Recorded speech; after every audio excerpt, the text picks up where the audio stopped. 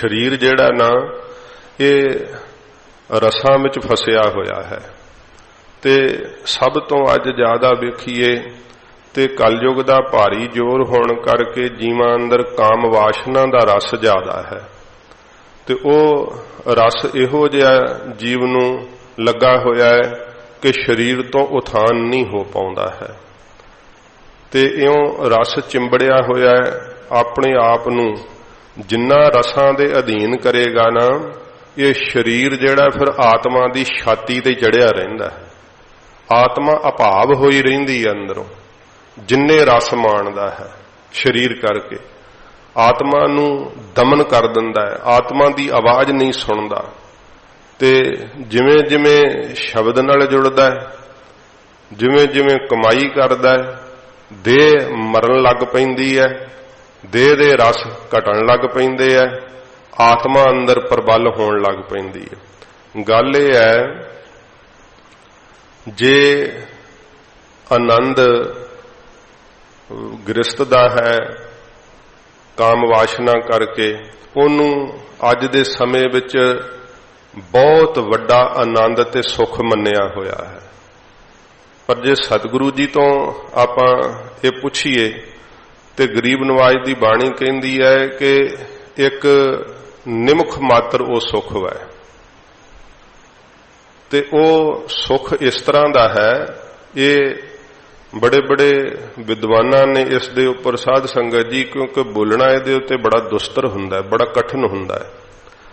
जिवें जीव नूं छिक आउंदी है ना, ते छिक आउण तो बाद थोड़ा हल्का महसूस करदा है, ते बस वासना दा इन्ना की आनंद है, बाद विच उहनूं भुल ही जांदा है। जिवें किसी ने भार चुकिया होवे ते वो चुकिया होया भार फिर उतार देवे, घड़ी पल लई उहनूं लगदा है कि मैं बड़ा हौला हो गया।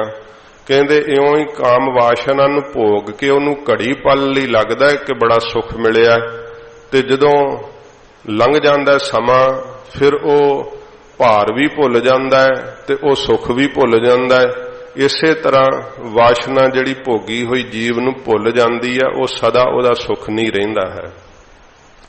फिर इस सुख तो जिहड़ा है जीव छुट नहीं पाउंदा है, इहदा ही हथ फड़िया होया, इसे सुख दा हथ फड़िया होया ते इहदे ते ही दुनिया दा दारो मदार चली जांदा। पर इहदा हथ छुटे किवें? इहदा हथ तां छुट सकदा है जे इस तो वड्डा सुख मिले। ते जे जिस कर्म विच ज्यादा वड्डा सुख होवे तां ही छोटा स्वाद छुट सकदा है ना।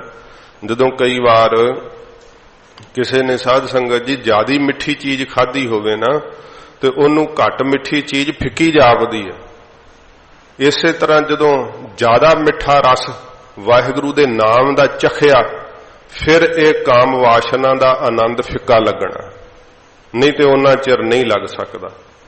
फिर जदों सिमरन दा दामन थाम लिया, वाहिगुरु जी दा दामन थाम लिया, ते फिर ये वासना दा हथ छड़ दिंदा है मनुख, अपने आप ही छड़ दिंदा है।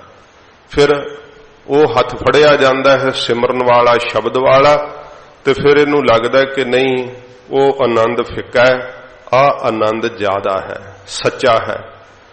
ये कमाई तो बिना नहीं, जीव चाहुंदा तां आनंद ही है, पर कमाई नहीं करदा ते शरीर करके फसिया रहिंदा है शरीरक संबंधां दे अंदर। ते जिहड़े गृहस्थी हन्ना, माफ करना भावें धर्म है, पर साध संगत जी किन्नी किन्नी उम्र हो जाती है, बच्चे भी पैदा हो गए, जवान हो गए, विवाहे गए, पर फिर वासना नहीं अंदरों मुरदी। ते किन्नी किन्नी जिहड़ा है वो बार बार गृहस्थ वासना भोगी जांदे ते कहंदे आ गृहस्थी दा धर्म है। यह धर्म है, महाराज सच्चे पातशाह जी ने यह धर्म नहीं गृहस्थी धर्म कहा कि शरीरक वासना दे भोगण नूं गृहस्थी धर्म कहा है, नहीं।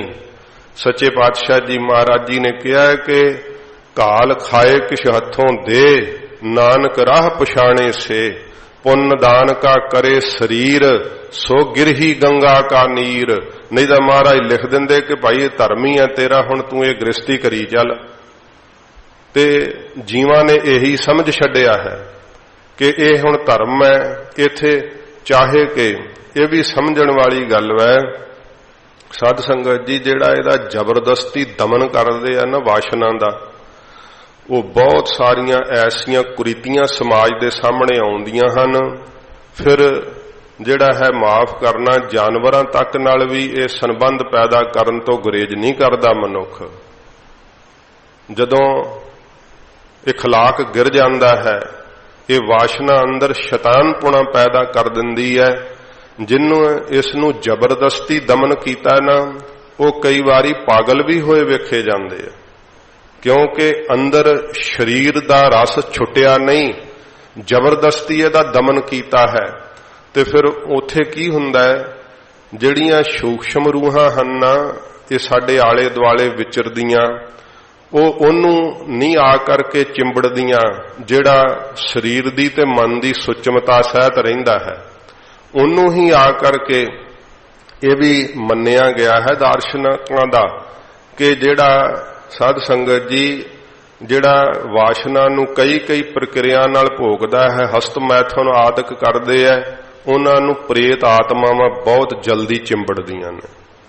जिहदे अंदर वासना है भोगण दी, पर भोगण नूं कोई समाज विच व्यवस्था नहीं मिल रही, अंदर वासना मर नहीं रही, जबरदस्ती दमन कीता होया है, ते उन्हां दे अंदर फिर साध संगत जी इहो जिहियां प्रेत आत्मावां भी आ करके उन्हां नाल गृहस्थ विहार तक कर दिंदियां।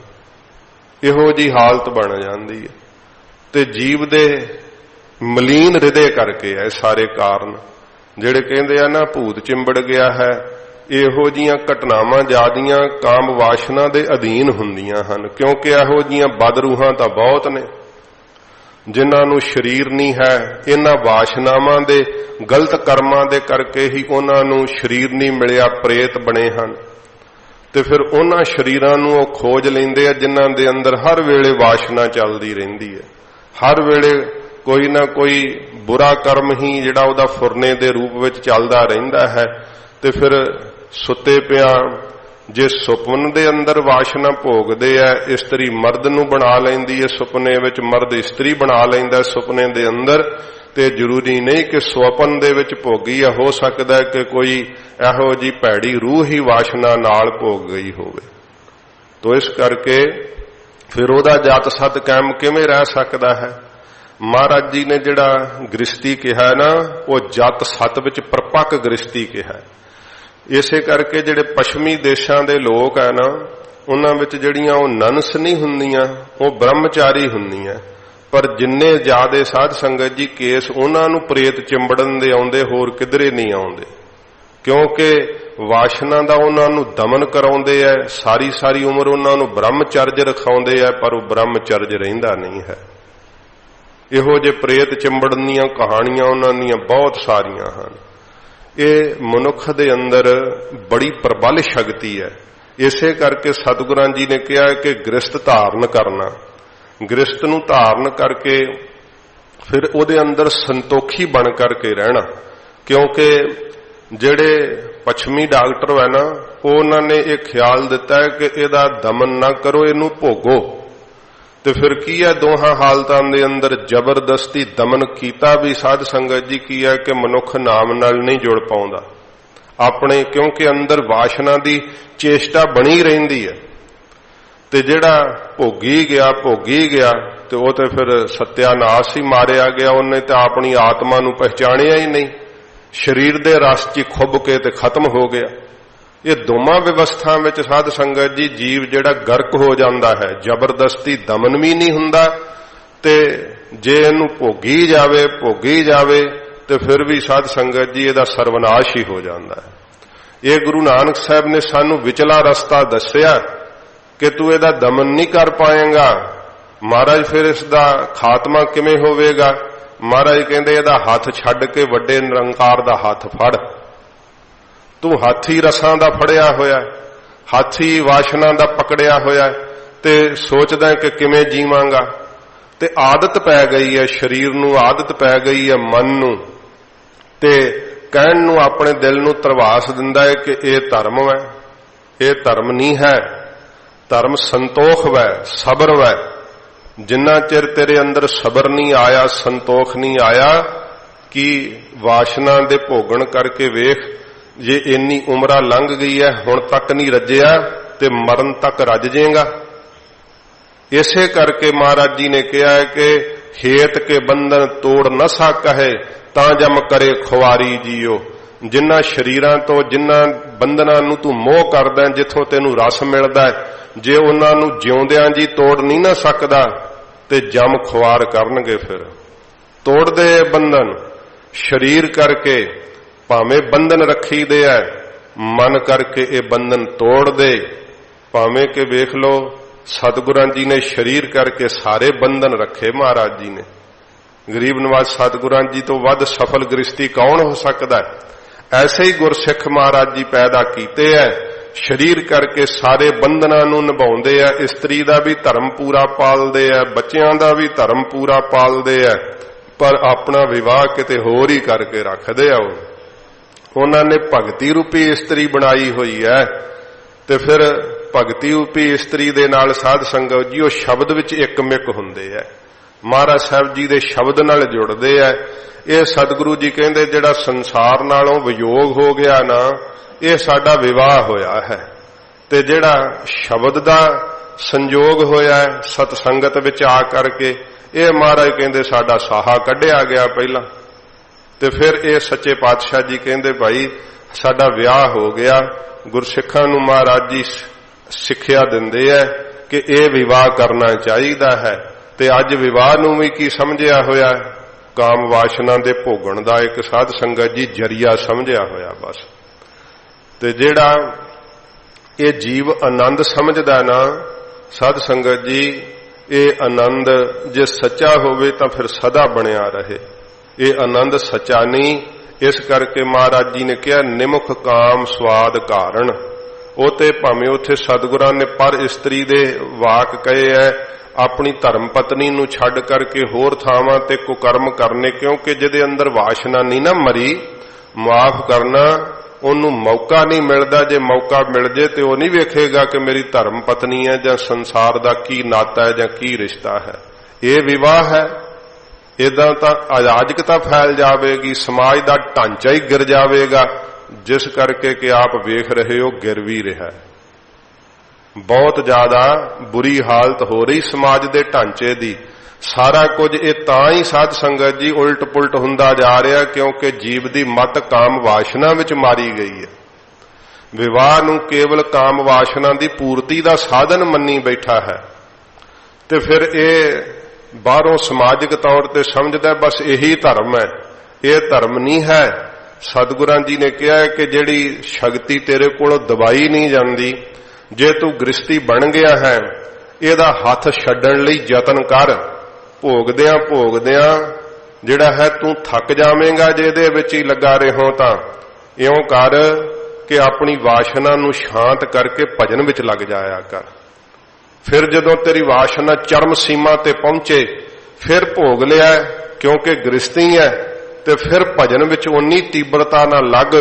एक दिन ऐसा आवेगा जिहड़ा तेरे कोलों वासना दा हथ छुट जावेगा, फिर तेनू निरंकार दे नाम नाल तेरा इहो जिहा नाता जुड़ेगा, वो आनंद तेनू वड्डा भासण है। जदों वड्डा आनंद लभ गया छोटा आनंद आपे ही छुट जांदा। फिर इवें ये गृहस्थियां लई दोहां लई निजम है, दोहां लई निजम है। ये नहीं कि एक निजम रखे ते फिर दूसरा निजम ना रखे तां भी निजम नहीं रहिंदा, क्योंकि गुरमुख गाड़ी राह च लंदा वाक कहे है। गुरमुखां वास्ते ये गड्डी दे दो पहिए हुंदे ना, एक टुट जे गड्डी चल सकदी है, नहीं चल सकदी, बराबर ही पहिए चाहिए। वड्डा छोटा होवे तां भी चलण च दिक्कत आउंदी है। जे बराबर पहिए होण ते गड्डी चलदी है। इस तरह गृहस्थ दे दो पहलू दो पहिए ने। ते सतगुरु जी ने कहा संतोख तो वड्डी होर कोई साध संगत जी दात नहीं है। गृहस्थ तो संतोख रखना चाहिदा है।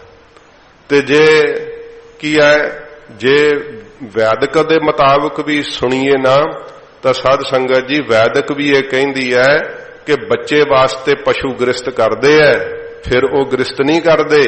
पर एक जीव है जिहड़ा बच्चे तो बिना ही किन्ना काम वासना विच डुबिया होया है। फिर वो शरीर की रखिया वास्ते दसदे है कि शरीर रिष्ट पुष्ट रहिंदा है जे महीने विच एक बारी ये संबंध करे तां फिर शरीर नूं रोग नहीं लगदा है। ते जे होर संजम वरत लावे तां फिर इनू अंदर ही अंदर इहो जी इहदे अंदर आत्मा की सत्ता जागदी है कि फिर शरीर करके भावें के वासना भोगदा है।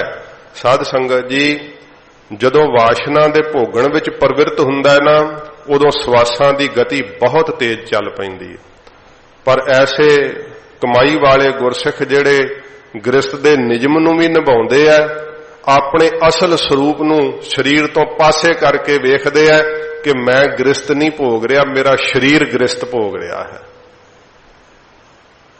मैं नहीं गृहस्थ भोग रहा, मेरा शरीर गृहस्थ भोग रहा है। ये अवस्था आत्म सत्ता जदों जाग पैंदी है ना फिर प्राप्त हुंदी है। नहीं तां भोगण च जीव साध संगत जी इन्ना ज्यादा, क्योंकि सतगुरु जी ने श्री दसम ग्रंथ दे अंदर इहदा बहुत विस्तार हजूर ने दस्सिया कि वो किवें जीवन दीयां कदरां कीमतां तो डिग जांदे है। किहो किहो जे चेहरे संसार विच उन्हां दे हुंदे है ते अंतरीव उन्हां दीयां शक्लां किन्नियां भयानक हुंदियां दसवें पातशाह ने चरित्रां विच दस्सिया। ते किहो किहो जे नीच कर्म कर दिंदे आ, किहो किहो जे भैड़े ढंग नाल गृहस्थ वासना नूं भोगदे आ, हजूर ने सब कुछ खोल के दस्सिया। इसे करके कईयां नूं पता नहीं ना लगदा कि महाराज ने किस तल दे उत्ते सानू ज्ञान दिता है। तो ये साध संगत जी महाराज ने कहा केवल विवाह नूं शरीरक विवाह नूं भी काम दे भोगण दा जरिया ना बना, इनू भी वाहिगुरू नूं मिलण दा ही राह बना लै।